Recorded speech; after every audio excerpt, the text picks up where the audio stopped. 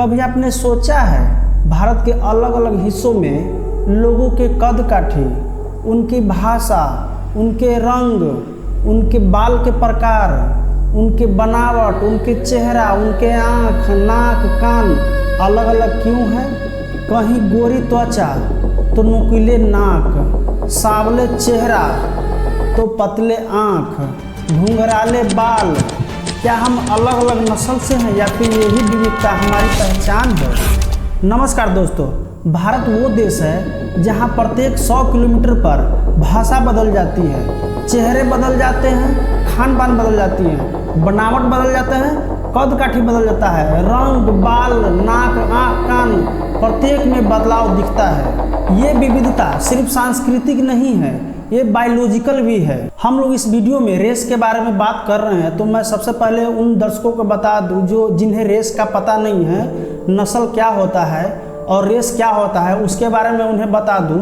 कभी आपने गौर किया है किसी की त्वचा गोरी तो किसी का सांवली, किसी की आंख बड़े तो किसी की आंख पतले, किसी के चेहरा चपटा तो किसी की नाक नोकीले। हम सब अलग अलग दिखते हैं और यही फर्क, यही अलगता रेस कहलाता है। दोस्तों, रेस को हिंदी में नस्ल कहा जाता है, यानी वो भिन्नता है जो इंसान को बाहरी रूप से एक दूसरे से अलग दिखाती है।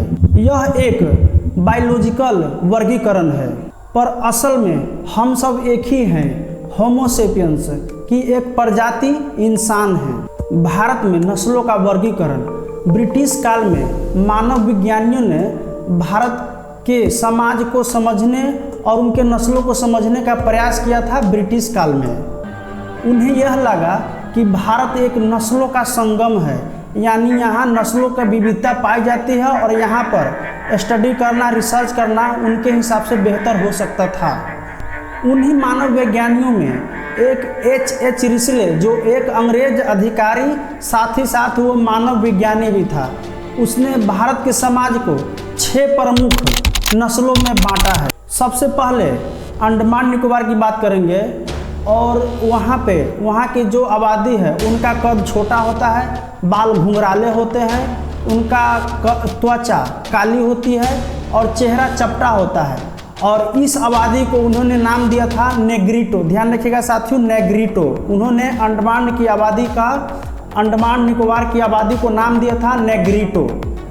दूसरे स्थान पर मैं बात करूंगा ऑस्ट्रोलॉइड का। ऑस्ट्रोलॉइड जो मुख्य रूप से झारखंड, उड़ीसा और मध्य भारत के आदिवासियों को कहा जाता है, और इनकी विशेषता यह है कि मजबूत शरीर होता है, इनके नाक चौड़ा होता है, तो ये ऑस्ट्रोलॉइड में आते हैं। तीसरे स्थान पर आता है मंगलोइड, और ये मुख्य रूप से ये आबादी आपका पूर्वोत्तर में जैसे कि हो गया सिक्किम या अरुणाचल या फिर नागालैंड, मणिपुर, इस क्षेत्रों में पाए जाते हैं। कौन? तो मंगलोइड। और इस आबादी की विशेषता है पतला आँख होता है और चपटा चेहरा होता है, और ये आबादी क्या कहलाता है? तो मंगलोइड, जो मंगोलिया से संबंधित है।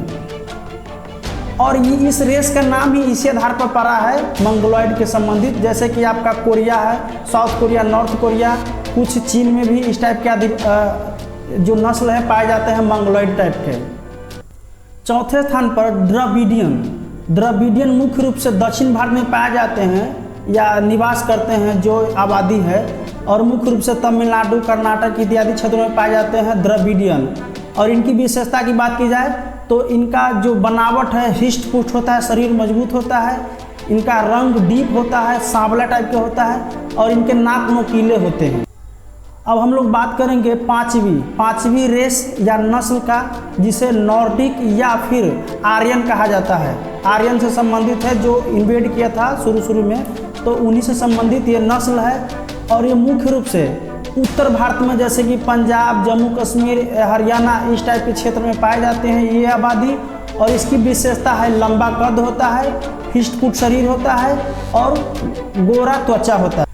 छठे स्थान पर हम लोग रखेंगे मेडिटेरियन नस्ल को या मेडिटेरियन रेस को, जो मुख्य रूप से पश्चिमी भारत के कुछ क्षेत्रों में है, जैसे कि पश्चिमी गुजरात या पश्चिमी राजस्थान के क्षेत्रों में। इनकी विशेषता की बात की जाए तो इनका जो कद काठी होता है मध्यम होता है, और इनका रंग भी औसत या मिला जुला ही होता है, तो इस रेस को कहा जाता है मेडिटेरियन। तो हम लोगों ने 6 टाइप के रेस जो भारत में पाए जाते हैं उनके बारे में बात की है। दोस्तों, इस स्टडी और इस रिसर्च के समय अंग्रेजों अधिकारियों या अंग्रेज मानव विज्ञानियों से एक गलती क्या हुई कि उन्होंने नस्ल और जाति दोनों को एक ही समझा और एक ही समझने का प्रयास किया। दोस्तों, नस्ल रेस एक जैविक भिन्नता है, बायोलॉजिकल भिन्नता है जो हमारे शरीर के कद काठी, रंग, बनावट इत्यादि से झलकता है और दिखता है, जबकि जाति एक सामाजिक व्यवस्था है और ये समाज से ही मिला है और समाज के प्रयास के द्वारा ये खत्म हो सकती है, जबकि जो रेस है, नस्ल है, ये समाज के प्रयास से खत्म नहीं हो सकता है, ये हमारी बायोलॉजिकल भिन्नता है। आज का भारत इन पुरानी परिभाषाओं से आगे निकल चुका है। भारतीय संविधान के अनुच्छेद 14 भारत के प्रत्येक नागरिक को समान अधिकार देता है और समान मानता है। यहाँ पर पहचान अब रूप, रंग या कद काठी से नहीं होती है, यहाँ पर पहचान अब उनके सोच और उनके काम से अब माना जाता है। दोस्तों, भारत पूरे विश्व में विविधता में एकता का जीता जागता उदाहरण है। यहाँ हर धर्म, हर भाषा, हर जाति, हर तरह के कद काठी, हर तरह का रंग रूप के लोग एकता के साथ रहते हैं और जीते हैं। इसी टाइप के इंटरेस्टिंग वीडियो के लिए प्लीज़ इस चैनल को सब्सक्राइब कीजिएगा, इस वीडियो को लाइक एंड शेयर कर दीजिएगा। जय हिंद, जय बिहार।